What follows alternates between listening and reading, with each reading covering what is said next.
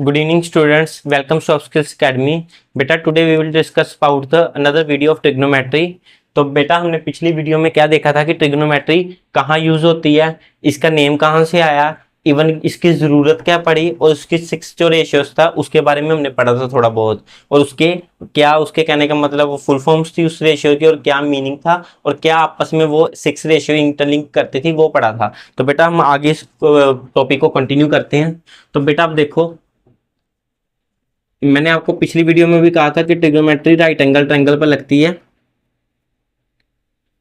ठीक है ना. अभी के केस में हायर क्लासेस में वो सर्कल की फॉर्म में चेंज हो जाती है, उसको सर्कुलर वो फंक्शन भी बोलते हैं, ठीक है ना. तो वो सर्कुलर के टाइप में भी लगती हैं. बट अभी के लिए इतना देखो बेटा कि सपोज करो ये आपका एक राइट एंगल ट्रायंगल है, ए बी और सी. सो बेटा इसकी जो साइड होती है ना, ये साइड तो ऑलमोस्ट सभी को पता होती है, इसको बोलते हैं हाइपोटेन्यूस, ठीक है. और ये जो साइड होती है इसको बोलते हैं परपेंडिकुलर. और परपेंडिकुलर को बेटा ऑपोजिट भी बोला जाता है. ऑपोजिट, परपेंडिकुलर को ऑपोजिट भी बोला जाता है. यहाँ मैं इधर साइड में लिख देता हूँ परपेंडिकुलर, अगर आपको प्रॉपर नहीं विजिबल है तो परपेंडिकुलर और ऑपोजिट,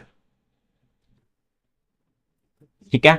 और इसको बेटा बेस या एडजेसेंट बोलते हैं, ठीक है. इसको बेस और एडजेसेंट. असल में बेटा ये दो साइड्स का कोई कहने का मतलब इसकी वैल्यू और कोई चीज डिसाइड करती है कि बेस क्या होगा और परपेंडिकुलर क्या होगा, ठीक है ना. असल में ये नहीं है कि जो ये सीधी है ट्रायंगल सीधा है तो आपका ये परपेंडिकुलर हो गया, क्योंकि इस ट्रायंगल को अगर मैं ऐसे घुमा दूं तो वो तो फिर आपका परपेंडिकुलर ही चेंज हो गया, ठीक है ना. फिर तो स्ट्रेट लाइन आपकी ये आ जाएगी इधर, ठीक है ना. तो इसलिए ये जो इन चीजों का डिसाइड कौन करता है, आपका एंगल डिसाइड करता है. अब बेटा देखो इसका मीनिंग है ऑपोजिट, परपेंडिकुलर का मीनिंग है ऑपोजिट. पर किसके ऑपोजिट?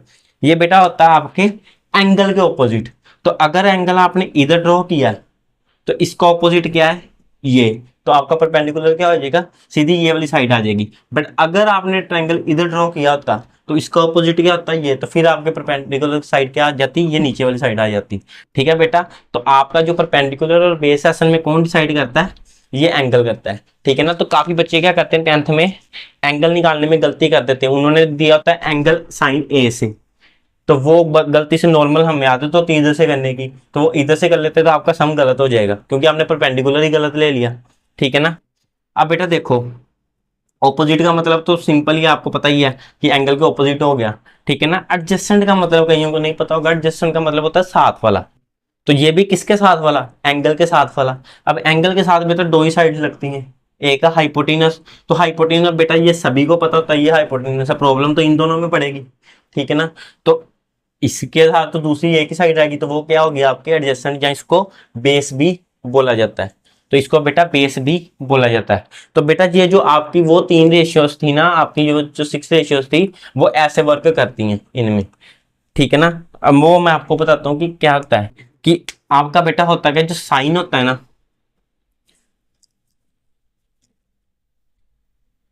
जो आपका साइन फंक्शन है वो होता है आपका परपेंडिकुलर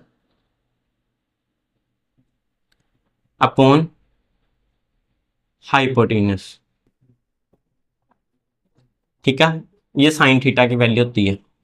कोस थीटा की वैल्यू क्या होती है, base upon hypotenuse.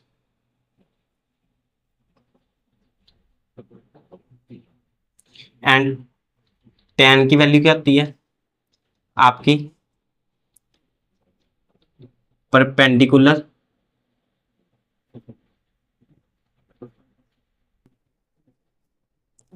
Upon base. अब बेटा आप सोच रहे हो कि अगर तो जिन्होंने पहली बार वीडियो देखी वो सोच रहे हो कि यार ये तो याद करनी पड़नी है, पर इसको याद करने का एक बड़ा सिंपल तरीका होता है. एक हिंदी का स्लैंग या आप कह लो है कि SCTPBPPHHB. तो इसको बेटा हम कैसे बोलते हैं, सोना चांदी तोले पंडित पदरी प्रसाद हर हर बोले. तो अब देखो बेटा ये जो आपका एस है ये साइन को डिनोट करता है, ये कोस है ये कोस को, और ये टी है वो टैन को करता है. तो एस क्या हो गया आपका P/H, सी क्या हो गया आपका बेस अपॉन हाइपोटेनस, और आपका tan क्या हो गया आपका परपेंडिकुलर अपॉन बेस। तो ये आप अगर कहने का मतलब ये याद रख लोगे तो आपको ये याद करने की जरूरत नहीं पड़ेगी। तो बेटा जैसे अब देखो बाहर भी ट्रिग्नोमेट्री पढ़ाई जाती है, अब बाहर जो पढ़ाई जाती है उसमें वो ये स्लैंग तो नहीं यूज करते होंगे, सोना चांदी तोले पंडित पति प्रसाद बोले, क्योंकि ये तो एक इंडियन लैंग्वेज का आ गया ना, ठीक है ना। और बाहर के बच्चों को समझ नहीं आनी, पहले तो उनको लाइन समझने में वो कंफ्यूजन होनी है। तो वो क्या यूज करते हैं बेटा, वो इसका यूज करते हैं। तो ये आपका इंग्लिश वर्जन का स्लैंग होता है, सो का टोआ, वो ये यूज करते हैं, ठीक है ना। इसका मीनिंग क्या है, सेम ही मीनिंग है, ये एस से साइन, सी से कोस, टी से टैन, बट एस का क्या है अब ओ एच। ओ क्या था अभी आपने देखा परपेंडिकुलर ऑपोजिट, तो ऑपोजिट ही परपेंडिकुलर होता है, तो ये परपेंडिकुलर हो गया, ये हाइपोटेनस हो गया, तो परपेंडिकुलर अपॉन हाइपोटेनस। ये क्या होता है ए होता है आपका एडजेसेंट, एडजेसेंट मीन बेस, तो बेस अपॉन एच ये आपका कोस हो गया, और टी क्या था आपका ऑपोजिट अपॉन एडजेसेंट मतलब की परपेंडिकुलर अपॉन एडजेसेंट। तो ऐसे बेटा इंग्लिश वर्जन में ये चीज चलती है। तो ये दोनों आप कहने का मतलब जो आपको अच्छा प्रेफरेबल लगे वो आप वो यूज कर सकते हैं, जो आसान लगे। नॉर्मली तो बच्चों को यही आसान लगता है, ठीक है। अब बेटा देखो ये आपने चीजें कर ली, अब साइन थीटा की वैल्यू निकालनी तो आपका परपेंडिकुलर अपॉन हाइपोटेनस आप करोगे, कोस थीटा की निकालनी तो बेस अपॉन हाइपोटेनस, और टैन थीटा की निकालनी तो परपेंडिकुलर अपॉन हाइपोटेनस। पर बेसिकली हम कोई ना कोई साइड निकालते हैं, इसलिए हमें नॉर्मली इस थीटा की वैल्यू हमें पता होती है, इस थीटा की वैल्यू हमें पता होती है, ठीक है। तो वो आपका एक टेबल बनता है, वो टेबल से मैं आपको वो टेबल की भी वीडियो बना दूंगा, कैसे वो टेबल हम क्रिएट करते हैं और कैसे हम उसकी वैल्यूज याद रख सकते हैं। बट नॉर्मली क्या अब देखो बेटा, इनसे ही मैंने आपको पिछली वीडियो में कहा था कि ट्रिग्नोमेट्री का यूज क्यों आया या क्यों फायदेमंद है ये, उसका एक पॉइंट ये भी था कि उसमें आपको नॉर्मली क्या है, अगर 3 साइड है तो आपको 2 साइडों को पता होना चाहिए, तभी आप तीसरी साइड निकाल सकते हो।